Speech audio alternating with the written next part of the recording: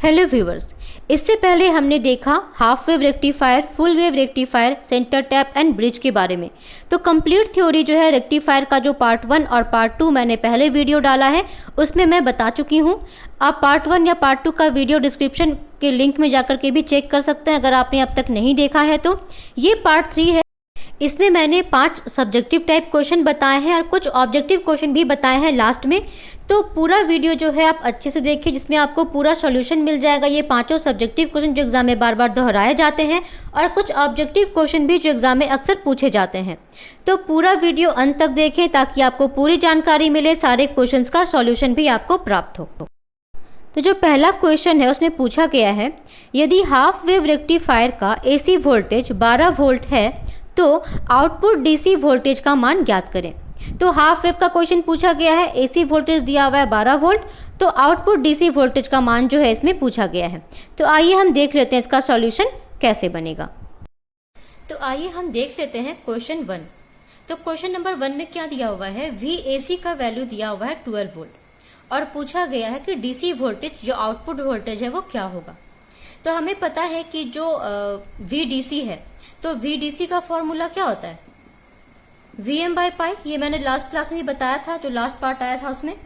तो VDC equal to क्या हो जाएगा, Vm/π। लेकिन Vm का वैल्यू दिया हुआ है नहीं, तो हमें पता है Vm इज इक्वल टू क्या होता है, Vm जो है वो मैक्सिमम वोल्टेज होता है। तो उसका क्या होता है फॉर्मूला, √2 VAC।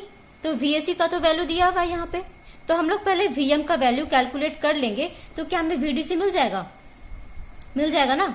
तो पहले हम क्या करते हैं, Vm का वैल्यू कैलकुलेट कर लेते हैं। तो Vm इज इक्वल टू क्या हो जाएगा, √2 इंटू VAC। कितना दिया हुआ VAC, 12 वोल्ट, 12। तो अब इनको मल्टीप्लाई कर लेते हैं, 12 इंटू 1.414 √2 का वैल्यू। तो मल्टीप्लाई करने पर जिसका वैल्यू आएगा वो 16.96 के आसपास कुछ आएगा।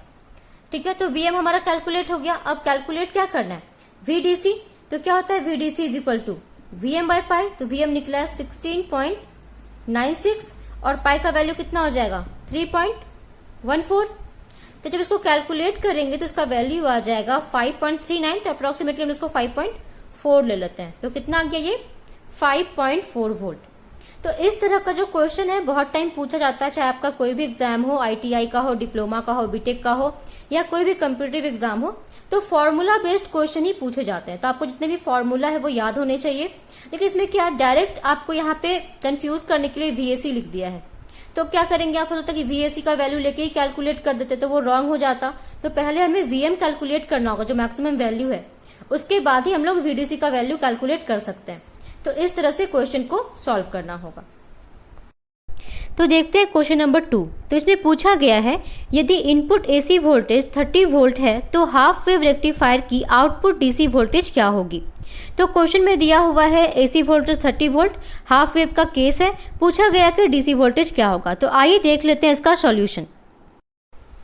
क्वेश्चन नंबर 2 में भी जो दिया हुआ है वैल्यू आप देखिए, VAC इज इक्वल टू दिया हुआ है 30 वोल्ट, तो VDC पूछा गया है। देखिए ये क्वेश्चन भी क्वेश्चन नंबर 1 की तरह ही है, सेम क्वेश्चन है। तो पहले आपको क्या कैलकुलेट करना होगा, यहाँ पे Vm का वैल्यू कैलकुलेट करना होगा। ठीक है, उसके बाद ही आप निकाल सकते हैं VDC। तो ये वाला क्वेश्चन नंबर 1 की तरह सेम है। तो इस क्वेश्चन को आप सॉल्व करके कमेंट सेक्शन में कमेंट करें आपका आंसर कितना आया है। अगर आपसे नहीं बनेगा तो मैं इसका आंसर बता दूंगी, लेकिन आप क्वेश्चन नंबर 1 की तरह सेम है, जस्ट मैंने भी बताया है, तो आप ट्राई करें। अगर आपसे बन जाता है तो कमेंट सेक्शन में जरूर कमेंट करें इसका आंसर, और अगर नहीं बना तो मैं दोबारा इसका जो आंसर है वो आपको बता दूंगी।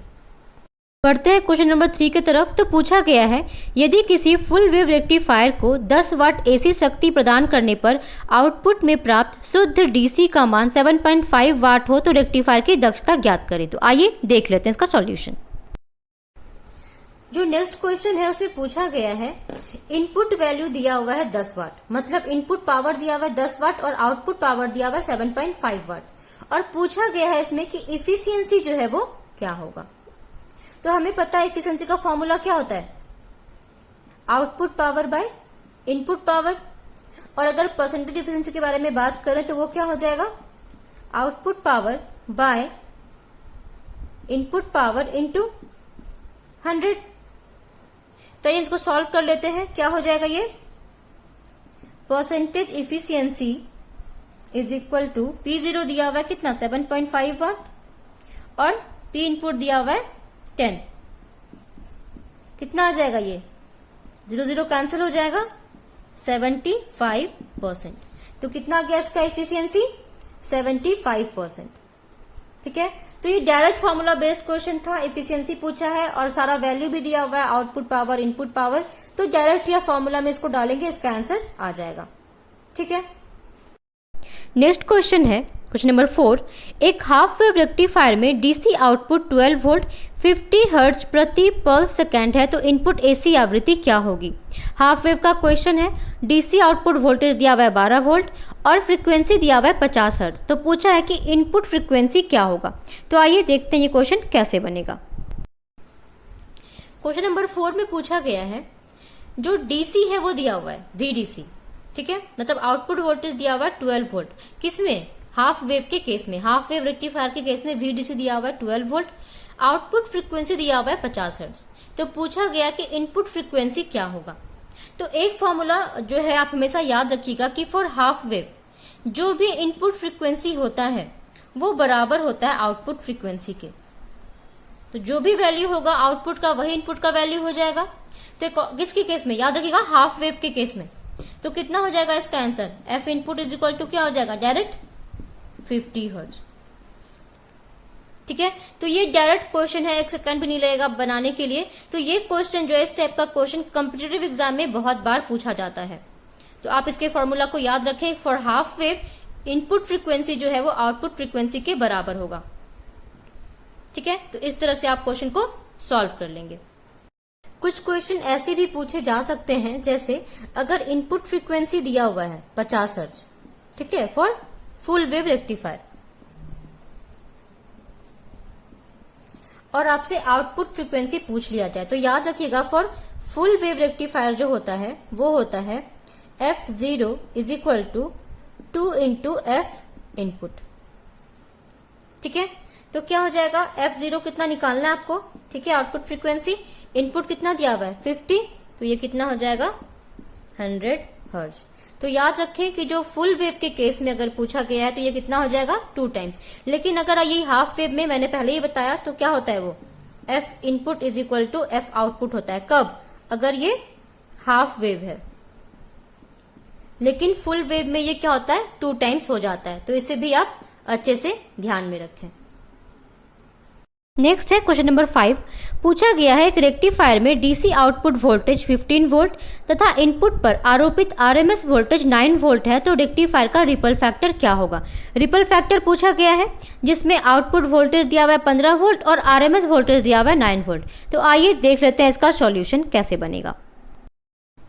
तो आगे हम क्वेश्चन नंबर 5 में, क्वेश्चन नंबर 5 में दिया हुआ है आउटपुट वोल्टेज, आउटपुट क्योंकि रेक्टिफायर में क्या होता है डीसी होता है, तो आउटपुट वोल्टेज या डीसी वोल्टेज दिया हुआ है 15 वोल्ट और वीआरएमएस जो आरएमएस वैल्यू है वो दिया हुआ है 9 वोल्ट, और पूछा गया कि रिपल फैक्टर क्या होगा। तो हमें पता है रेक्टिफायर में रिपल फैक्टर, पहले तो हम बात कर ले रिपल क्या है। तो रिपल क्या होता है, क्योंकि हमें पता है रेक्टिफायर से जो आउटपुट आता है फिल्टर लगने से पहले वो क्या होता है पल्सेटिंग डीसी होता है, कुछ ना कुछ उसमें एसी का पार्ट रह जाता है। तो वो जो डीसी में कुछ पार्ट रह जाता है एसी का, इसे हम लोग क्या कहते हैं, रिपल कहते हैं।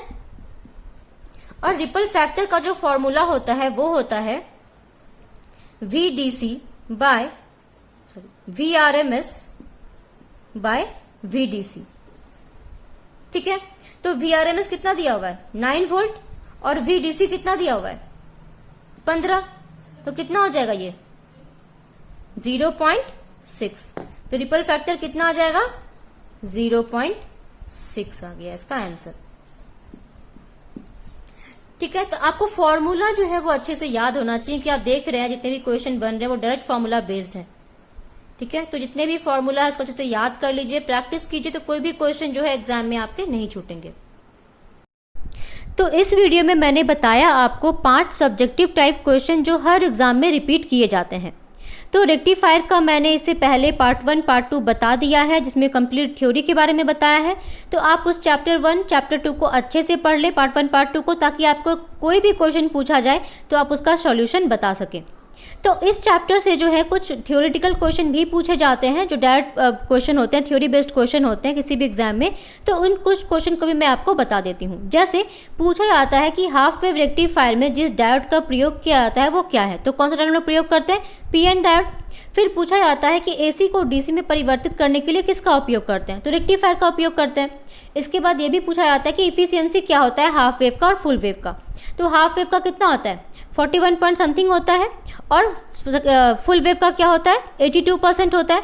तो इस टाइप से क्वेश्चन जो एग्जाम में पूछे जाते हैं। फिर ये भी पूछ लेते हैं कि ब्रिज रेक्टिफायर में जो है कितने डायोड एक साथ काम करते हैं, तो 2 डायोड काम करते हैं ब्रिज रेक्टिफायर में एक साथ, 2 फॉरवर्ड रहते हैं और 2 रिवर्स रहते हैं।